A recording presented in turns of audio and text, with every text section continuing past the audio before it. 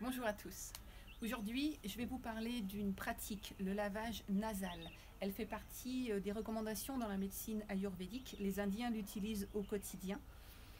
Et l'actualité fait que j'ai envie de vous suggérer de l'inclure dans votre hygiène santé. En effet, le lavage nasal va aider à la résistance au niveau des bactéries et des virus. Donc va renforcer votre système de défense. Et puis bien d'autres avantages aussi. Alors je vais vous l'expliquer là. Bien sûr, vous allez faire cette pratique avec un matériel approprié. Donc vous allez trouver un pot. Dans certains endroits, il sera appelé neti, dans d'autres jata. C'est la pratique du jata neti en indien. Ce petit pot peut ressembler à ça. Ici, peut-être la forme d'un arrosoir. Il peut peut-être ressembler davantage à une petite lampe d'Aladin. Voilà, tout dépendra du lieu où vous fournissez et puis de votre imagination également. Vous allez le trouver en céramique, en plastique, peut-être en cuivre dans certains endroits. Et le cuivre a cela d'intéressant que le matériau en lui-même est antibactérien. Inclure cette pratique dans votre hygiène de santé, c'est au niveau des fosses nasales dissoudre les mucosités. Ça veut dire quand vous débarrassez les sinus de tout ce qui les encombre, parce que vos cils naturels au niveau des muqueuses n'ont pas pu faire mieux, ça veut dire que vous évitez que davantage de déchets, de débris, de molécules s'accrochent à l'intérieur de vos sinus. Cette pratique va ouvrir la respiration et la circulation énergétique. L'avantage complémentaire d'une ouverture de cette respiration, au-delà du mieux-être que ça procure, c'est aussi une meilleure oxygénation du cerveau. Cerveau mieux oxygéné, les idées plus claires, et également une amélioration possible des capacités de concentration et de mémorisation. Dans certains cas, cette pratique va soulager les maux de tête et la fatigue oculaire. Cette pratique va aussi optimiser le pH des muqueuses nasales, parce que le sel que vous allez mettre dans l'eau va créer un mouvement osmotique au niveau des cellules intra-extra. Et je vous le disais en entrée en matière, vous gagnerez une meilleure résistance face aux virus et aux bactéries. Au-delà de ces avantages concrets, il y a aussi pour moi une incitation à une meilleure conscience dans la démarche, et au-delà de la démarche, vous pouvez réellement vous rendre compte d'un avant et d'un après. Et j'espère que vous prendrez goût à cette ouverture et au bien-être qu'on ressent à mieux respirer au quotidien. Les recommandations que je peux vous faire, vous allez utiliser donc de l'eau que vous allez mettre dans ce bol. La température de l'eau privilégiée se situera entre 37 et 40 degrés. En gros, quand vous avez préparé votre eau et que vous prenez votre bol en main, quand vous le versez sur le poignet, il faut que la sensation au niveau de la chaleur soit confortable pour vous. Vous pouvez utiliser l'eau du robinet si vous êtes content de sa qualité. Vous pouvez la faire bouillir et l'utiliser quand elle est redescendue à la température souhaitée. Si vous le préférez, vous pouvez bien sûr utiliser de l'eau filtrée ou de l'eau distillée. Le sel que vous allez ajouter dans cette eau sera possiblement du sel de nigari ou de la fleur de sel.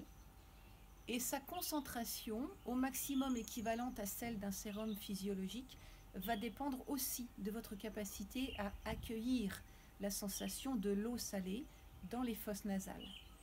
Donc vous allez devoir le tester. Vous allez commencer par une ou deux pépites de sel de nigari et une ou deux pépites en plus de fleur de sel, bien diluées. Et au passage de l'eau dans vos narines, vous allez avoir un ressenti. Si ce ressenti fait que ça vous pique un petit peu trop fort sur ces premiers passages, alors vous allez réviser soit à la hausse, soit à la baisse la quantité de sel dans votre préparation. Au niveau des contre-indications, Vous ne pourrez pas utiliser cette pratique si vous avez une occlusion nasale, si vous avez un rhume sévère, tant que ça sera très congestionné au niveau des sinus. Et vous ne pourrez pas non plus utiliser cette pratique si vous avez des maux d'oreille sévères également, puisqu'il y a une connexion entre les conduits nasaux et ceux des oreilles. Cette pratique en hygiène standard va être utilisée 2 à 3 fois par semaine sur les créneaux privilégiés du matin tôt et de la fin d'après-midi, sur les recommandations de la médecine ayurvédique. Toutefois, vous pouvez utiliser cette pratique d'une manière ponctuelle. Elle va vous aider par exemple après la visite d'une ville très polluée. Elle peut vous aider aussi à soulager vos sinus si vous êtes un terrain allergique très sensible au pollen. Je vérifie si j'ai quelque chose à rajouter. Vous allez pouvoir utiliser cette pratique aussi en cas de sinusite. Et là, au lieu d'une fois par jour, 2 à 3 fois par semaine, vous allez le temps nécessaire pouvoir l'utiliser jusqu'à 2 fois par jour sur les créneaux indiqués et tous les jours. Et ensuite, vous revenez à un rythme comme celui que je vous ai indiqué, plus standard. Si vos muqueuses sont sèches, si vous avez la sensation que c'est irrité, que c'est chaud, que ça brûle quand vous respirez, alors après la pratique du lavage, vous allez pouvoir instiller dans chaque narine, une fois qu'elles sont débarrassées de l'eau et que vous vous êtes mouché, entre 1 et 3 gouttes d'huile végétale de sésame dans chaque narine. Vous l'instillez avec la tête légèrement penchée sur le côté, vous massez un petit peu, vous faites la même chose de l'autre côté et vous laissez agir. Inutile de vous moucher à la suite.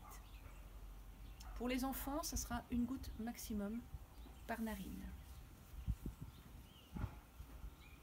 Il existe en médecine ayurvédique une huile, je ne vais pas me risquer à prononcer son nom, mais vous la trouverez facilement sur les sites internet appropriés, qui est vraiment reliée à cette pratique du lavage nasal et qui est une huile végétale dans laquelle on macérait plusieurs plantes adéquates.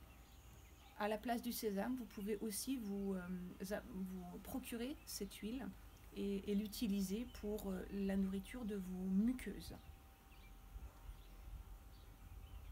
Maintenant, je vais vous faire une petite démonstration et dans la vidéo qui va suivre, je vous indiquerai les bonnes postures, les bons gestes qui vous facilitent cette pratique. Évidemment, se laver le nez, ça veut dire voir de l'eau couler, s'écouler, ça veut dire se retrouver dans une posture peut-être peu habituelle pour certains d'entre nous, se moucher. Mais vraiment, je vous invite à tester, à vous rendre confortable dans cette pratique, à en faire vraiment votre hygiène pour ressentir tout le bénéfice et tous les avantages que ça va vous apporter.